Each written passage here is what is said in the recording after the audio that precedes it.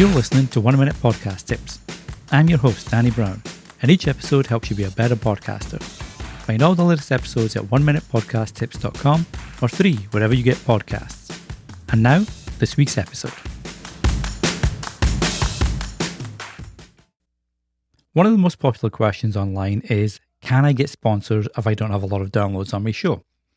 And the simple answer is, yes, you can. Now, a lot of people will tell you that you need thousands upon thousands of downloads per episode before you can attract sponsors, but they're thinking more about advertising, where you do get paid by the amount of downloads you have.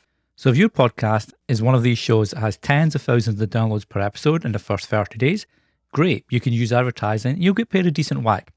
But for the majority of podcasters, sponsorship is the way to go.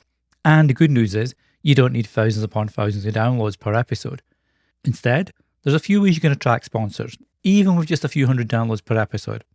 If your podcast has a really targeted niche, if you have a nice engaged audience, if you can show social proof with newsletter subscribers.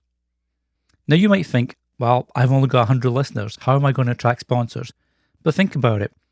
If your podcast is in a targeted niche and you can show a potential sponsor that you've got 100 dedicated listeners, think about your sponsor as a retailer. If you can send 100 customers to their shop every time a new episode drops, that's a warm lead that any business would like. So while you may not have thousands upon thousands of downloads per episode, you can definitely attract sponsors.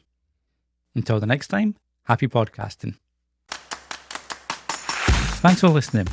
If you're enjoying 1 Minute Podcast Tips, be sure to leave a 5-star rating or review on Apple Podcasts or Spotify and help others find the show too. Until next time, happy podcasting.